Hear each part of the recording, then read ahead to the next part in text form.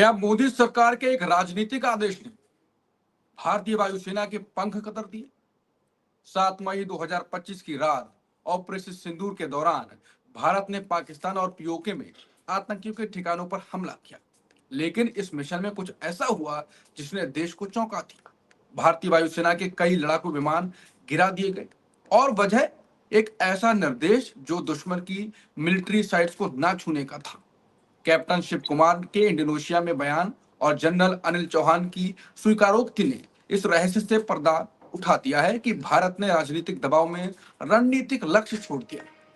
क्या यह फैसला देश की सुरक्षा से समझौता था या एक जरूरी सावधानी भी थी? ये भी कह सकते हैं। ये सवाल भी किया जाएगा इस चर्चा के दौरान। अब सवाल उठ रहे हैं, क्या भारत ने खुद ही अपनी ताकत को सीमित कर दिया और क्या इसका फायदा पाकिस्तान ने पूरी तरह से उठा लिया? देश को जानना है हमारे विमान क्यों गिरे, हम दुश्मन से नहीं अपनी ही नीति से हार गए क्या? नमस्कार, मैं हूं अंकुर, आप देख रहे हैं सत्य हिंदी का खास कार्यक्रम सवाल शीतल पी सिंह से। अब इस विषय पर करेंगे चर्चा और शीतल जी बताएंगे कि इस खबर का असली खबर क्या है। शीतल जी, क्या वायुसेना को लिमिटेड करके सीमित आदेश देकर क्या हमने उसके पंख कतर दिए? देखिए, इस बारे में 3 बार आधिकारिक तौर पर हमारे पास तथ्य आए हैं। तीनों बार ऐसा हुआ है कि एक सवाल पूछा गया और भारतीय सैनिक अधिकारी उसके जवाब में अपनी बात कहते हुए कुछ न कुछ बता गए। जो उन्होंने बताया उससे 2 चीजों की पुष्टि हुई। पहले एक बात की पुष्टि हुई थी, जब हमारे जो प्रेस कॉन्फ्रेंस में बैठते थे सैनिक अधिकारी, उनमें से एक से जब पूछा गया था कि क्या हमारे विमान पाकिस्तानी जवाबी कार्रवाई में गिरे हैं, ऐसी खबरें बाहर के मीडिया में थी, राइटर में थी, बीबीसी में थी, इवन फ्रांस के मीडिया में थी और सारी दुनिया में थी। उस समय हम लोग अमेरिका में थे और उस समय उनके अखबारों में भी भारत के बारे में और इस युद्ध के बारे में जो भी खबर थी वो यही थी कि जवाबी कार्रवाई में रफाल गिरे हैं कि नहीं या कितने गिरे हैं, ये बात चर्चा में थी। जो पाकिस्तानी स्रोत थे उसको खूब बढ़ा चढ़ा के, जैसा कि होता है लड़ाई झगड़े में, वो अपना काम कर रहे थे। लेकिन आधिकारिक तौर पर ये चुनौती भारतीय प्रशासन के सामने आ रही थी कि वो इस पर अपनी बात सामने रखे। भारतीय प्रशासन ने अपनी ओर से इसके बारे में कुछ नहीं बताया, लेकिन सवालों के जवाब में पहले प्रेस कॉन्फ्रेंस में उस समय जो भारत की ओर से बैठते थे उन्होंने कहा कि हमले में ये नहीं देखा जाता कि क्या नुकसान हुआ या नहीं हुआ। तो वो कह के उन्होंने एक तरह से इसकी पुष्टि की थी कि इसका मतलब नुकसान हुआ।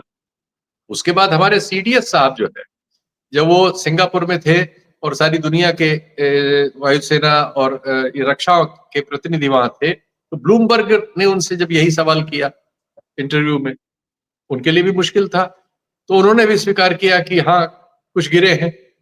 तो ये बात तो पुष्ट हो गई और भारतीय सरकार की ओर से हम देखते रहे कि वो इसकी पूरी कोशिश कर रही है कि इस पर बात न हो, ये सामने न आए, ये सवाल उनके सामने न आए, वो इसको दरी के नीचे डालने की कोशिश करते रहे। मीडिया में जो उनका कब्जा है एक तरह से, पूरे हमारे विमर्श में ही कब्जा है, उसके जरिए भी इधर उधर की बातों से टालने की इसको बहुत कोशिश हुई। लेकिन सारी दुनिया से ये खबर इतनी जोर से आ रही थी और पाकिस्तान को इसका फायदा मिल रहा था कि ये छुपा पाना बहुत मुश्किल था। अब जब ये बात आई है, जो हमारे इंडोनेशिया में तैनात रक्षा अटैची ने ये बात एक यूनिवर्सिटी के कार्यक्रम में सवाल पूछे जाने के जवाब में कही है और ये पुष्ट किया है कि हाँ हमारे कुछ जहाज गिरे, लेकिन उसने उसके आगे बढ़ के कारण भी बता दिया जो अस्पष्ट था, लेकिन उसको इस आधिकारिक तौर पर कह पाना मुश्किल था। अब वो आधिकारिक तौर पर हमारे सामने है कि ये इसलिए हुआ कि ये फैसला राजनीतिक था। ये रक्षा जो सेवा में लोग हैं, जो उसके विशेषज्ञ हैं, ये उनके द्वारा लिया गया फैसला नहीं था, ये राजनीतिज्ञों का फैसला था, जिन्होंने रक्षा मामले में अपने अज्ञान को प्रदर्शित करते हुए, जैसा वो इसके पहले भी कर चुके हैं। पहले जब उन्होंने बालाकोट किया था तब भी भारत का नुकसान हुआ था। हमारा एक विमान पाकिस्तान में गिरा था, एक पायलट पकड़ा गया था और भारत में हमारी मिसाइल से हमारा एक हेलीकॉप्टर उड़ गया था जिसमें 6-7 हमारे बहुत जरूरी लोग शिकार हो गए। तो उस बार भी यही हुआ, लेकिन हम इतना ढोल बजाते हैं इस मीडिया के, झूठे मीडिया के जरिए, और इतना झूठ फैला देते हैं कि सच उसमें दब के खत्म हो जाता है। और दुनिया ये सब सच को जानती है, तो हमारी कोई इमेज अब दुनिया में नहीं है। पूरी दुनिया में हम मजाक के पात्र बन चुके हैं और इसी तरह के फैसलों से हो रहे हैं।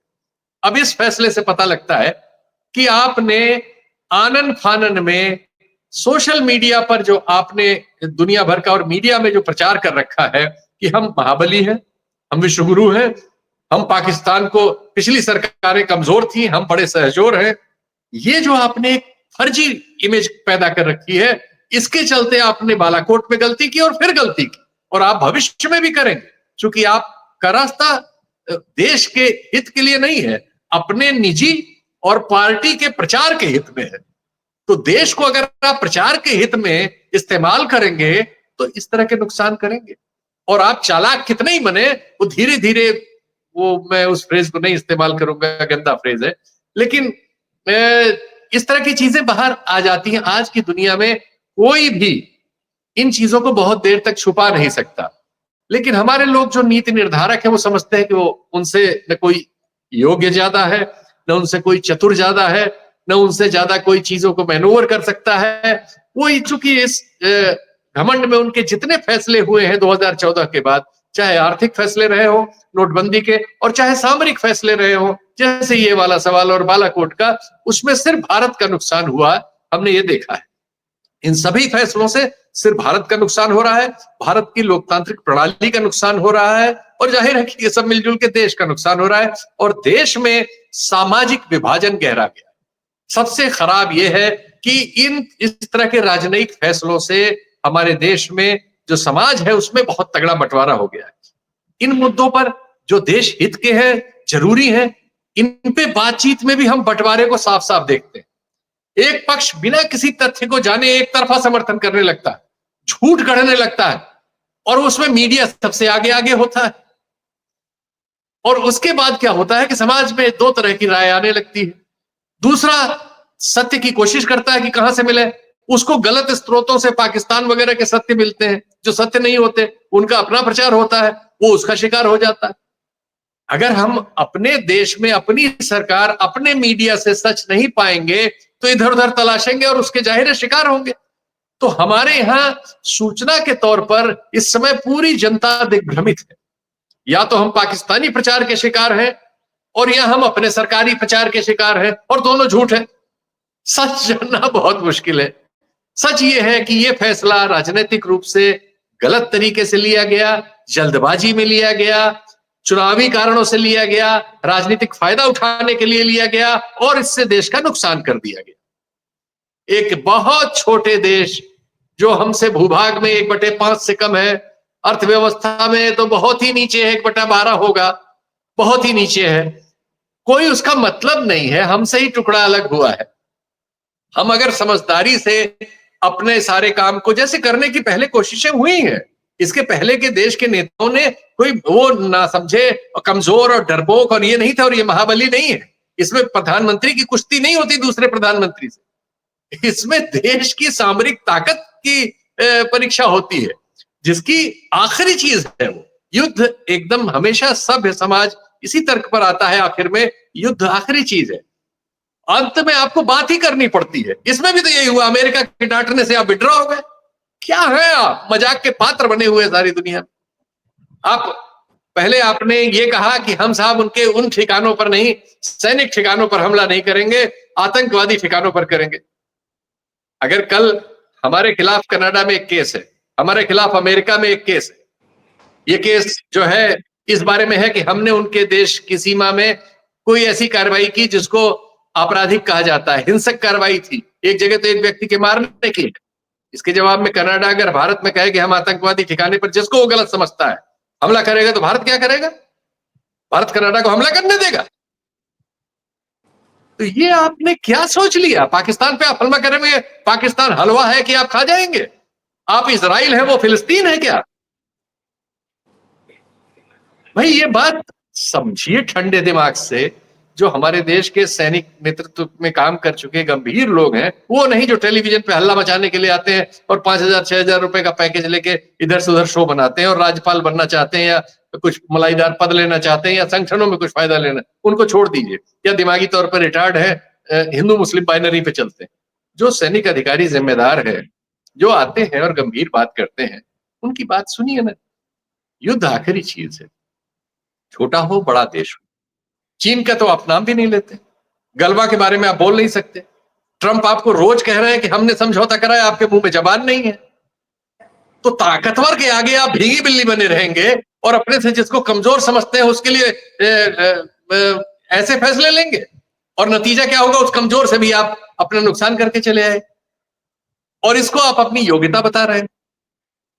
अब ये देश की जनता चूंकि इस तरह से बटी हुई है कि वो उनकी किसी बात को सही गलत ढूंढने की कोशिश किए बिना बस समर्थन कर देती है। अरे भाई देखो, आपका हमारा भी देश है, उन्हीं का नहीं है। प्रचार में मत जाओ, न पाकिस्तान के प्रचार में जाओ और न हमारी जो ये टीवी चैनल इस्लामाबाद पे जिन्होंने कब्जा कर लिया था, न इनके प्रचार पे जाओ। कोशिश करो कि आपको पता लगे कि सच क्या है, और सच ये है कि ये फैसला ठीक नहीं था राजनीतिक रूप से और सामरिक रूप से भी। पिछली बार भी ये हुआ था। प्रधानमंत्री का एक बयान सारी दुनिया में है, सब हंसते हैं उसको लेके, कह रहे थे कि राडार, वहां कुछ बादल बादल छाए हुए हैं, मौसम खराब है, तो ऐसे में फायदा उठाया जा सकता है। बताइए, जो भी थोड़ा बहुत भी जानता है वो जानता है कि रडार के लिए इन सब चीजों को पहले ही हल किया जा चुका है। बादल, पानी, बरसात, आंधी, तूफान, वो इनको सबको हल करने के बाद ही प्रयोग करता है। लेकिन अब प्रधानमंत्री के श्रीमुख से था, और किसी ने नहीं कहा कि ये क्या कालिदास पना है भाई। जो आपका क्षेत्र नहीं है उस क्षेत्र में क्यों आप विशेषज्ञ बन रहे हैं? जो उसके विशेषज्ञ हैं उनको काम करने दें। लेकिन हम दुर्भाग्यपूर्ण स्थिति में है कि सरकार अपनी वाहवाही, अपने चुनाव संयोजन, अपने प्रचार, अपने व्यक्तित्व निर्माण के लिए इस देश का बलिदान कर रही है, और देश की सेना का उपहास उड़वा रही है, देश की व्यवस्था का उपहास उड़वा रही है, और देश के संसाधनों का नुकसान कर रही है बहुत बड़े तादाद। ये चीजें। शीतल जी, जी, आपका विपक्ष सवाल। लगातार समय लगभग हो चुका है, तो मैं चाहूंगा कि इसका आप उत्तर जो संक्षिप्त दें। विपक्ष लगातार यही कह रहा है, अभी शुरू से कह रहा है कि ऑपरेशन सिंदूर में देश को गुमराह किया गया, वो पारदर्शिता नहीं थी। फिर उसने संसद की सत्र बुलाने की मांग की, सभी दलों की बैठक की बुलाने की मांग की। क्यों मोदी ने नहीं बुलाया? क्या इसलिए कि जो अभी खबरें आ रही हैं इधर उधर से, वो सीधे फंस जाएंगे, बुरा एक्सपोज हो जाएंगे, इसलिए डर रहे हैं वो?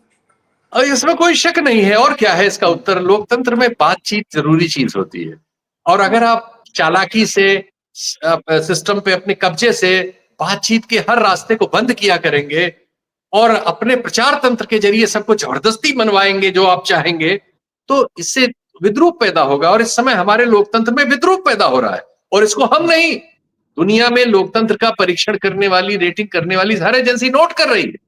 हमको इलेक्टेड ऑटोक्रेसी कह रही है।